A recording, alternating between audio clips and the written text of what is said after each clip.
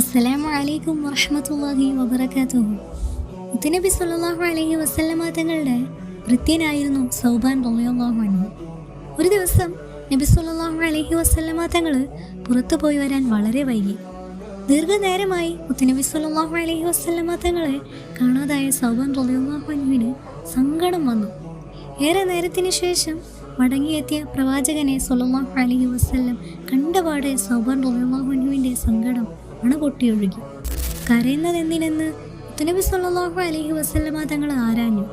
സൗബാൻ റളിയല്ലാഹു അൻഹു പറഞ്ഞു, അല്ലാഹുവിൻ്റെ റസൂലേ സല്ലല്ലാഹു അലൈഹി വസല്ലം, സ്വർഗത്തിൽ അങ്ങയുടെ സ്ഥാനവും സല്ലല്ലാഹു അലൈഹി വസല്ലം എൻ്റെ സ്ഥാനവും എവിടെയായിരിക്കുമെന്നോർത്ത് കരഞ്ഞതാണ് ഞാൻ.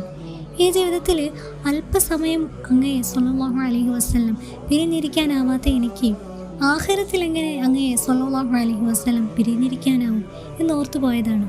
സ്വർഗത്തിൽ അങ്ങ് സല്ലല്ലാഹു അലൈഹി വസല്ലം അത്യുന്നതയിലും ഞാൻ വളരെ താഴ്ന്ന പടിയിലുമായിരിക്കുമല്ലോ. സൗബാൻ റളിയല്ലാഹു അൻഹുവിൻ്റെ ഈ ചോദ്യത്തിന് മറുപടിയായാണ് വിശുദ്ധ ഖുർആനിലെ ഈ സൂക്തം അവതരിച്ചത്. ഓരോ ദിനവും ഓരോ പ്രവൃത്തിയും പ്രവാചക സ്നേഹത്തിൻ്റെ സല്ലല്ലാഹു അലൈഹി വസല്ലം നിറവിലായി ജീവിതം നയിക്കാൻ നമുക്ക് സാധിക്കണം. സ്വലാത്തിൻ്റെ മന്ത്രധ്വനികളും തിരുസുന്നത്തിൻ്റെ അധ്യാപനങ്ങളും നിത്യജീവിതത്തിൽ പകർത്താൻ നമുക്ക് കഴിയണം. അള്ളാഹു അതിന് നമുക്ക് തൗഫീഖ് നൽകുമാറാവട്ടെ. ആമീൻ യാ റബ്ബൽ ആലമീൻ.